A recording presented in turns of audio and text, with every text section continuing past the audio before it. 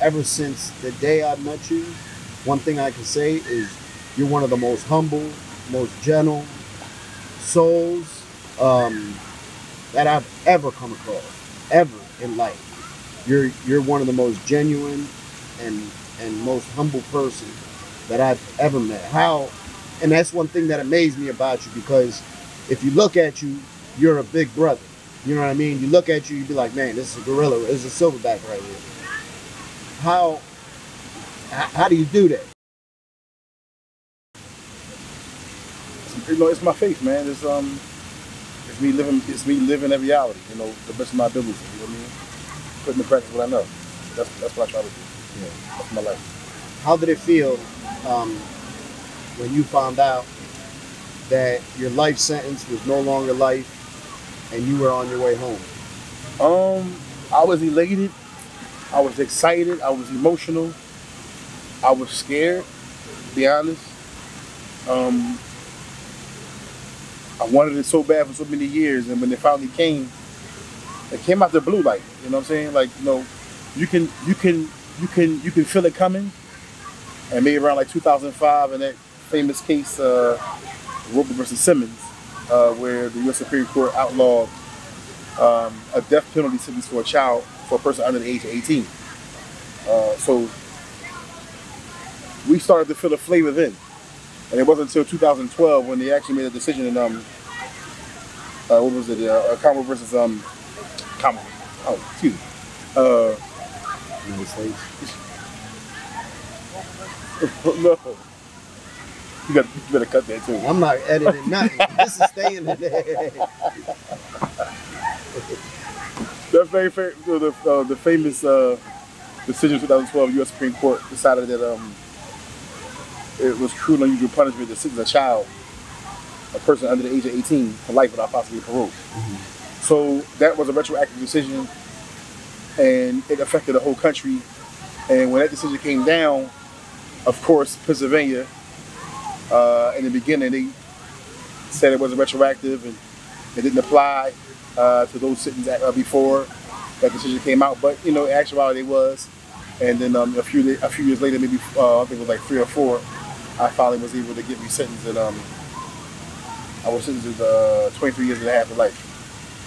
So I'm on life parole. Now coming home, so I'm still doing life. Yeah, it's very clear that you're still sentenced to life on the back end. Yes. You know, what's some of the biggest obstacles you've had to face since your release? First of all, how long have you been home? About 4 months. 4 months. And some of the biggest obstacles I personally face is people's immediate presumption of me.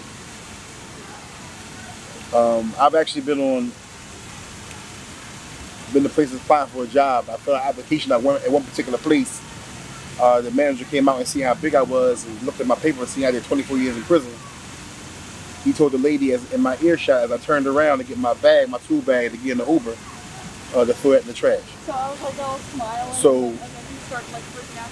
that's one of my biggest problems is relating my reality versus my image. And in the beginning, for me, was actually being out here was really, really emotional.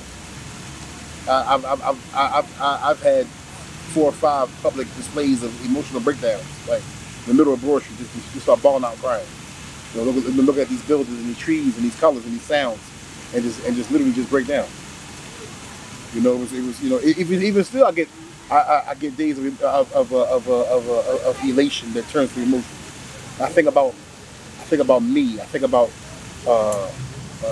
what happened, what I did, and you know, and all those things. It's just like it's day to day, bro. It's day to day, bro. And not a day go by that I don't think about, you know, what happened, man. You know, and what I took. Yeah, you know. And you know, I remember about 6 months ago, I remember looking you up to see what jail you was in. And I remember I seen you was in Chester. And I was telling myself, all right, I got to shoot him an email. And I never got around to it. Life got too busy. And then the next time I checked, he wasn't there no more. And I said, man. And then I happened to be speaking with Alfie on the phone. We was FaceTime. And he said, hold on a minute. Somebody wants to talk to you. and it was you. And I was like, damn, I knew you were home because I couldn't find you in the system any longer. But to know that I was going to be able to reconnect with you and see you on the outside, because I remember we'd be walking on the block and you'd be telling Frank, I'm going to come check you out. I'm going to come see you when I get home. And in the back of my head, I had faith for you, but reality was also, I said, maybe this is not reality. Maybe this is his reality. Yeah. And I kept hope for everybody that has life sentences to come home one day. Yeah.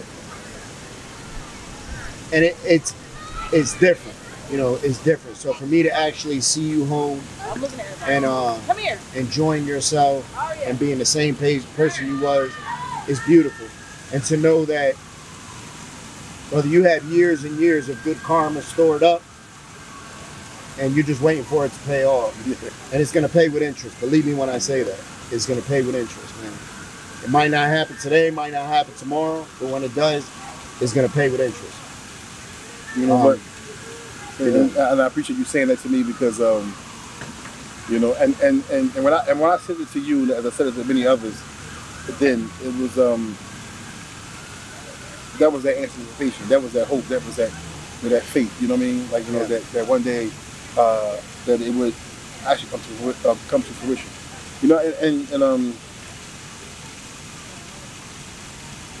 I know we're talking about me right now, but I do want to say something that and share with you, like it was done before.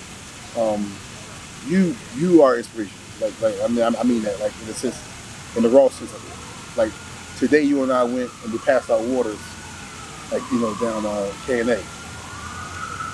Never seen that before. Some random dude just decided to spend his money to go buy cold waters, and they were cold, and give them out on this hot 90-degree day to strangers. I've seen you do interviews with people who are addicted to drugs, and you talk to them about their story, what happened, what led them to that, and what brought them there, and if they were given the opportunity to get help, would they take it? I've seen you in action, like I'm saying, like after hearing about what Frankie doing now, and Frankie got a barbershop, and Frankie doing this. You very inspiring, very inspirational, bro. I mean, it's powerful because to come from what you came from and your history, your own example of a past. It's amazing, bro. Like what you doing, bro. What you doing with the barbershop and the haircuts and all those efforts, all the book bags for the kids in the school. That is, I'm telling you, bro. That is all inspiring, bro.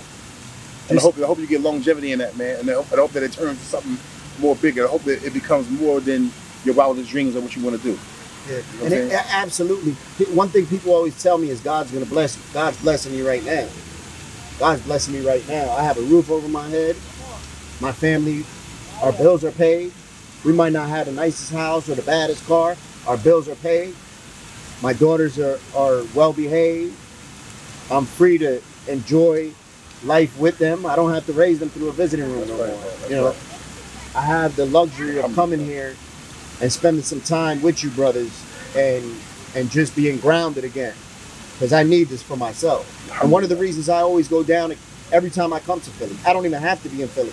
If I'm passing through this area, I always stop at Kensington and Somerset, Kensington, Allegheny, pass out some waters, just talk to them individuals, because the same way that I wanted people to forgive me for my trespasses and give me a second chance and not use my past against me is the same way I have to do for other people. I learned I was so quick to want people to forgive me, but I was holding grudges on everybody that did me wrong. And I realized that the more that I do for others who maybe can't do for themselves right now, the more God does for me. And in turn, it's just a cycle. And then the more I can do for other people, and it's beautiful. I try now to never judge, because I've learned from my own self that the second I start judging somebody, God's going to put me in their shoes just to tell me, here, you want to judge somebody? Hold that. You know what I mean? And that's what happened to me. A little over 2 years ago, I was laying on the floor dead for 15 minutes because I decided to sniff a bag of dope. You know what I mean? I was dead for 15 minutes. My son woke my wife up at 2 o'clock in the morning and said, where's daddy at? Because I wasn't in the bed. And my wife had to come and give me CPR until the ambulance got there, and I woke up in the hospital 3 days later. lucky to be alive. So that, and I used to be the same one that would be judging people. I'd be getting high and low and be judging people. You know, be like, oh, they're a dope fiend. And I always had money, so I said, I can't be no dope fiend. I got money. I was just a dope fiend with money. You know, that's all it was. So I've learned to never look down on nobody, never judge nobody, and give everybody the fair shake. You know, because you don't know how many times. Just today, my son handing those people water, that brightens their day. Because everybody walks past them, and the first thing they do is grab their kids and pull them to the side. Get over here. Get away from them. Don't look at them. You know, so for my son giving them water, maybe that gives them some hope. Be like, damn, I got to get it together. That was powerful, bro. I appreciate that, man. I appreciate you letting me be a part of that, man. Yeah, it's beautiful, and it's something that we can all do. Absolutely. It's something we can all do. Just by saying, hi, how you doing? Shaking their hands. Because nobody going to go down there and shake their hands. You know what I mean? Tell them, look, you're going to be all right. You can get it together. I was down here with y'all. You can get it together. And people can get it together. You know? And I think it's important. If we all do a little bit, then nobody has to do a lot in life. So I appreciate you. I'm just saying, I wanted to thank you, man, for being the person that you always said that you were, man. Thank you, brother. And like prison is, man, whatever you are, it comes out. Absolutely. And you are definitely a manifestation of who you was, man. I mean, who you wanted to be or who you are in yourself, man. And I appreciate you making me allowing me to be a part of that world, you know, today, bro. Thank you, brother. I look forward, like I told Alfie, I know great, beautiful things are in store, brother. And I look forward to just experiencing that journey and witnessing that journey and that growth that went on, because it's going to be beautiful. All we have to do is stay steadfast and do the right thing, and God will take care of the rest, man. Exactly. He'll take care of the rest. They always say, when we make plans, God laughs. You know what I'm saying? He laughed. He'd be like, oh, that's what you got in store? Well, maybe I got something greater, but it's going to take a little while. You know, stay steadfast, brother. Stay steadfast and don't let nothing get in your way. I won't, Frank.